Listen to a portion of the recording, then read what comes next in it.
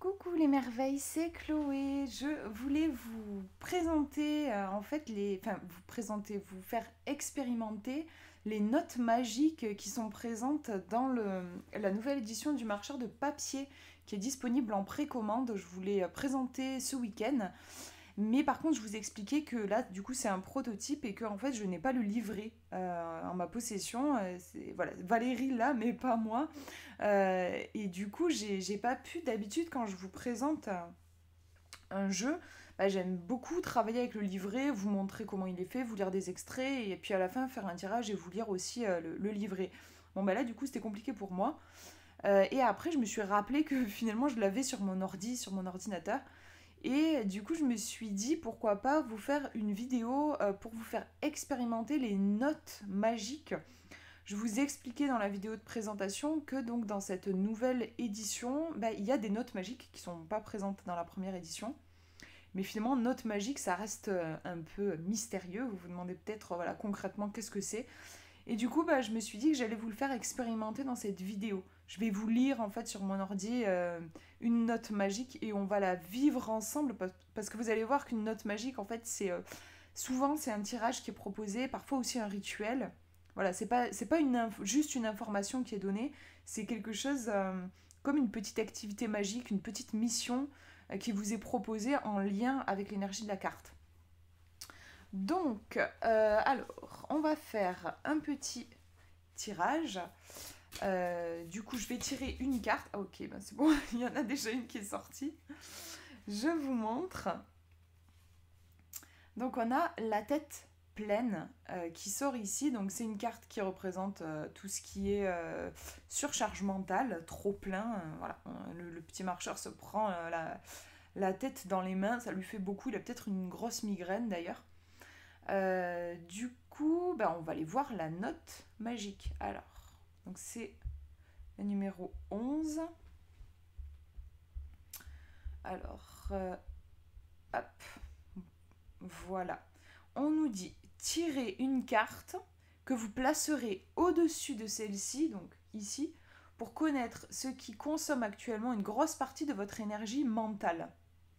Donc en fait, je me suis inspirée vraiment de l'illustration. On voit ici qu'il y a un gros truc. Donc on va prolonger et aller voir qu'est-ce que c'est que ce gros truc, qu'est-ce que c'est qui pèse. Et ensuite, tirer une autre carte que vous placerez juste en dessous, donc ici, pour prendre conscience de ce sur quoi vous pouvez vous reposer, ce sur quoi vous pouvez compter. Donc là, en fait, je me suis basée sur...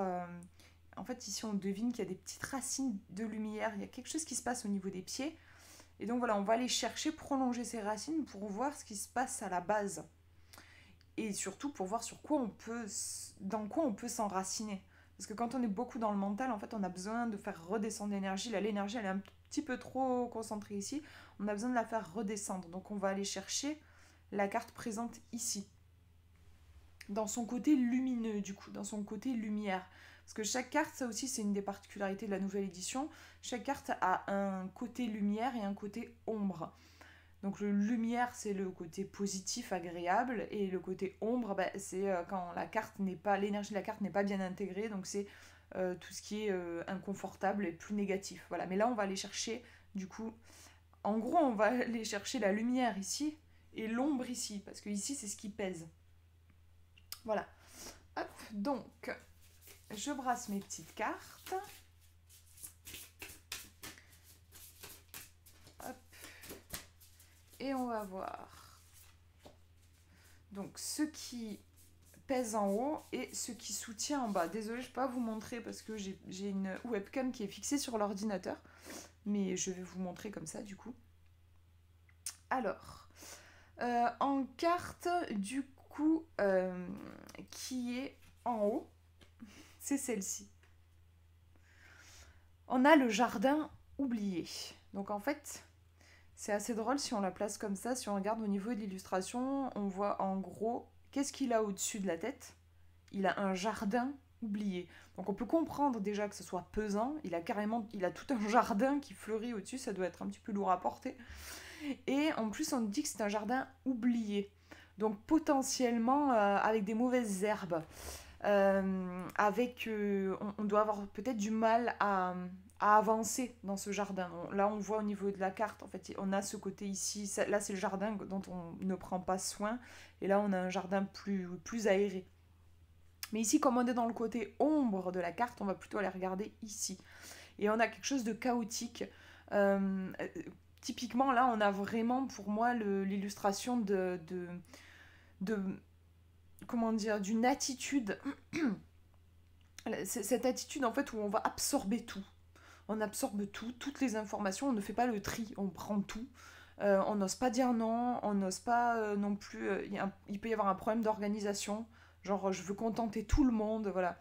Et du coup, ça devient un gros bazar, en fait. Vraiment un gros bazar. Et on a besoin de mettre un petit peu d'ordre dans ses pensées. Donc, qu'est-ce qui nous pèse? Ben, c'est probablement, là je pense, moi je dirais peut-être un manque d'organisation. Il y a quelque chose, en plus on parle de jardin oublié. C'est comme si on avait oublié qu'on avait aussi une maîtrise de ce qui se passe dans notre esprit. On n'est pas obligé de subir toutes nos... et que nos idées, nos pensées, elles fassent leur vie. On peut aussi avoir notre mot à dire et décider, voilà, ça je m'en occupe pas, ça je m'en occuperai plus tard, voilà. Donc on a quelque chose de cet ordre-là ici qui nous pèse. On va aller voir qu'est-ce qui nous soutient. Donc le côté lumineux. Et alors c'est marrant parce que du coup on a, regardez c'est drôle je trouve, en fait on a un jardin vraiment au-dessus et en dessous. On a des fleurs aussi. Simplement là ce qui change, alors le titre de la carte c'est une question de taille. Ce qui change dans la carte du bas c'est que on a en fait c'est assez étrange, on a un marcheur de papier qui est tout petit face à de grandes tulipes. Alors moi, c'est vrai que le premier truc qui me vient, c'est on est dépassé. En fait, là, clairement, il y a cette idée-là. Je suis dépassée, j'arrive pas à m'organiser. Ça résonne par rapport à ça. Il y a quelque chose aussi de l'ordre de... C'est vrai que c'est un petit peu la pagaille, on sait plus où on en est. On pourrait se demander ici, finalement, qu'est-ce qui se passe? Est-ce que c'est le marcheur qui est trop petit? Ou est-ce que c'est les fleurs qui sont trop grandes? Où est-ce qu'on met notre référentiel en fait? Ben, j'ai l'impression que ce marchand de papier, il ne met pas de référentiel, il sait pas. Un coup, il le met là, son référentiel, un coup, il le met à gauche, un coup, il le met à droite, un coup, il dit oui, un coup, il dit non. Il y a du mal il y a une difficulté ici à... Ben, j'ai envie de dire, à prendre une voie et à s'y tenir, j'ai l'impression. Il y a quelque chose de cet ordre-là, il y a une agitation sous-jacente. Cette carte-là, une question de taille, elle est plus émotive en termes d'énergie que celle-ci. En fait, c'est une carte que j'ai créée en lien avec l'hypersensibilité et le fait que souvent nos émotions peuvent nous donner, parfois faire un effet de loupe, nous donner l'impression qu'il va y avoir une information elle va nous paraître énorme et peut-être aussi insurmontable. On va être submergé par une information alors que finalement après avec la distance, si on revient dessus 3 ans après, on se rend compte que finalement c'était pas si grave que ça, c'était pas si énorme que ça, mais sur le coup c'était un tsunami. En tout cas on a quelque chose ici d'assez émotionnel et qui peut-être expliquer aussi la difficulté à faire un choix. Là je vous fais une interprétation qui est totalement intuitive, mais je vous le dis au cas où je puisse parler. Une difficulté justement à s'organiser, oser dire non, parce qu'il y a peut-être quelque chose d'affectif aussi, parce que voilà, c'est une part importante de cette carte. Une difficulté à se positionner, peut-être par peur de ne pas être aimé, par peur de décevoir. On a plein de... Enfin, on peut vraiment exploiter les cartes de plein de façons différentes, mais là, bon, je ne vais pas vous faire une vidéo trop longue, mais c'est ce qui me vient. Et donc là, cette carte-là, celle-ci, on va l'interpréter donc en lumière. C'est celle qui nous soutient. Elle vient nous soutenir. Alors moi, je vous ai parlé du côté émotif. Est-ce que le côté émotif vient nous soutenir? Je suis pas certaine. Moi, j'ai peut-être plutôt l'impression que là, pour le coup, ça pouvait être la raison ce qui faisait qu'on avait du mal à s'organiser. On va aller voir justement dans le livret. Je vais vous lire ce que j'ai noté en lumière. Pour la carte, du coup, alors, c'est la 38. Alors, la 38. Alors, en lumière, on nous dit savoir relativiser, être capable de changer son point de vue, se libérer du changement. Donc voilà, je vous ai fait 3 propositions. Et en fait, vous piochez en fonction de, voilà, de votre ressenti et surtout du contexte de votre tirage. Moi, là, quand j'ai lu les 3, alors des fois, ça peut être sympa même de lire à voix haute pour voir. On sent parfois, quand on lit à voix haute, à quel endroit ça résonne. Moi, pour moi, là, c'est savoir relativiser qui résonne bien, en effet, du coup, parce que ça correspond complètement, je trouve, avec du coup, l'univers dépeint par les cartes précédentes. Le soutien ici, c'est de savoir relativiser. De ne pas être justement la tête dans le guidon, ne pas tout prendre frontalement en fait. C'est ça qui va nous permettre de prendre soin de notre jardin, de le traiter avec amour, avec respect. On va avoir besoin de prendre une petite distance plutôt que d'être justement complètement tellement dedans que finalement comment est-ce qu'on veut ici comment est-ce qu'on va pouvoir prendre soin de ce jardin. Regardez les tourikiki. Moi je me dis, il a peut-être un arrosoir qui est aussi petit que lui, comment il va faire pour apporter de l'eau pour abreuver ces plantes là? Il va falloir qu'il fasse 50 voyages, ça va l'épuiser le pauvre. En fait il est trop, il est vraiment trop dedans. C'est une métaphore ici de quand on est voilà, la tête vraiment dans le guidon. Donc on a besoin ici de prendre de la distance, de relativiser pour pouvoir pour pouvoir s'organiser et se libérer l'esprit. Donc pour éviter ce chaos-là, si je reprends du coup le terme de la carte, cette carte-là en ombre, donc pour mettre de l'ordre un petit peu dans ce chaos et se vider un peu la tête en fait. Voilà donc un type d'interprétation qu'on peut avoir et encore voilà, on peut creuser encore plus, mais là l'idée pour moi c'était pas de vous faire une vidéo trop longue.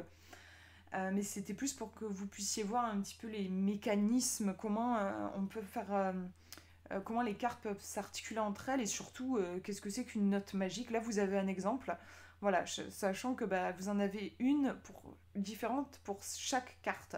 Voilà, chaque carte vous allez avoir. Alors c'est pas toujours des tirages, des fois ça peut être des petits rituels. En tout cas l'idée c'est vraiment on va rentrer plus profondément dans la carte. On va mieux intégrer l'énergie. Il y a des fois d'ailleurs même des petits rituels, donc il y a un côté énergétique. En fait, je vais intégrer énergétiquement la carte. Voilà, plutôt que de passer dessus avec juste la signification. C'est limite même d'ailleurs, je trouve, un moyen, les notes magiques, si vous avez envie vraiment de travailler avec le marqueur de papier profondément. Ça peut même être sympa de faire de mettre en pratique les notes magiques pour chaque carte, de le prendre comme un travail spirituel où vous partez de la carte numéro 1 et vous allez jusqu'à la numéro 42. Vous faites ça par exemple, je sais pas, une fois par semaine par exemple. Vous tirez une carte, vous faites la note magique. La semaine suivante, vous faites la note magique de la deuxième carte, enfin voilà, de la carte que vous allez tirer. Et en fait, c'est aussi ça peut être un moyen d'apprendre, entre guillemets, apprendre les cartes du marqueur de papier, mais c'est pas tellement les apprendre, en fait, c'est les assimiler, quoi. C'est que ça va vous faire travailler la carte, mais dans un sens énergétique. Plutôt que d'apprendre par cœur la signification, quoi. En gros, ça va vous les faire vivre. Voilà. Du coup, pour ce petit exemple, j'espère que ça vous aura parlé, que ça aura été compréhensible aussi. Je vous fais de gros bisous, prenez bien soin de vous.